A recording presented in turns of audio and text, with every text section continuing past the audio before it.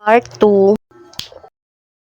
So ito na nga yung kadugtong ng ating pagdi-DIY ng wallpaper at pag-aayos dito sa aming munting kwarto. Siyempre bago magpalit ng bedsheet ay kailangan talaga munang labhan itong foam cover namin dahil madumi na rin talaga. Ito lang din talaga ang kagandahan pag tunay na Uratex nga po yung foam mo ay talaga namang hindi yan basta-basta nasisira. Kahit ang tagal na nga po namin ginagamit ito pero tingnan nyo naman at maganda pa rin talaga yung foam niya, buo pa din. Kagabi ay winalisan na nga ito ni Jowa siyempre at magwawalis nga lang po ulit ako. Hindi rin talaga nauubos yung alikabok sa ating paligid. Bago ko nga ilagay sa foam yung bagong bedsheet na bili ay ilalagay ko na nga muna yung tinanggal kong bedsheet para naman nga po hindi diretsong foam. So ayan, nakatapos na nga rin tayo magwalis. Next naman nga po ay maglalagay muna tayo ng bedsheet. Malinis pa itong bedsheet na to, kumarites, dahil halos kalalagay lang din naman ito ni Jowa. Ito na nga muna yung inilagay ko bago ko nga po ipatong yung binili kong bagong bedsheet. O diba ang ganda ng kulay niya, match nga po sa wallpaper namin pero dark brown lang ito. Yung binili ko pala itong bedsheet, kumarites, wala siyang kasamang pillow. So nag-order pa nga po ulit ako ng 2 pillow para nga po terno dito sa ating bedsheet. Ako lang ba yung nahihilig mag-order ng bedsheet, kumarites, tapos paulit-ulit lang naman yung ginagamit. Yung mga nasa ibabaw lang, yun lang din ang nakukuha lagi. Pagkatapos namin dito sa higaan, ay next naman namin gagawin ay yung higaan ng 2 bata. Lang din naman itong higaan namin. Para hindi plain yung wall namin, ay ididikit ko naman nga po itong matagal ko nang na-order na pang display sa wall. Kaya lang hanggang ngayon nga ay hindi pa na-finish yung aming wall. Kaya dito na lang muna sa higaan namin para naman nga po ay hindi masira. Ito nga rin po yung kulay niya sa team na gusto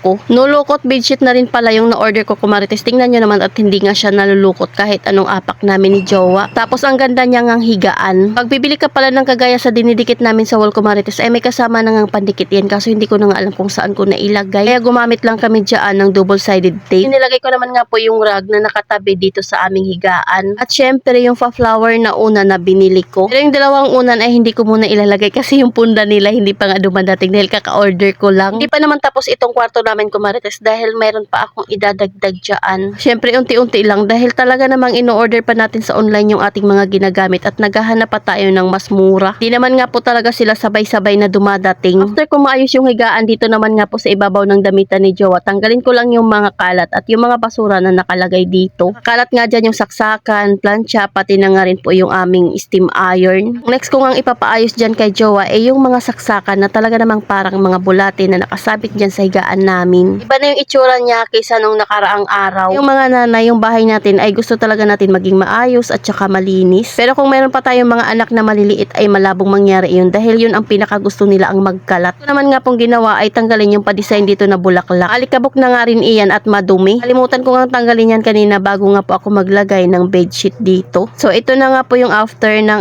ating DIY. Ang aliwalas niya lang tingnan dahil sa ating DIY. So may kaunti pa akong babaguhin dyan at abangan nyo nga yung next part. Gusto nyo nga mag-order nitong aking mga ginagamit ay ilalagay ko nga lang yung link sa comment section. So ayun lang muna, kumarites, salamat sa panonood. Follow for more. God bless us at sana i-share nyo na nga rin po itong aking video.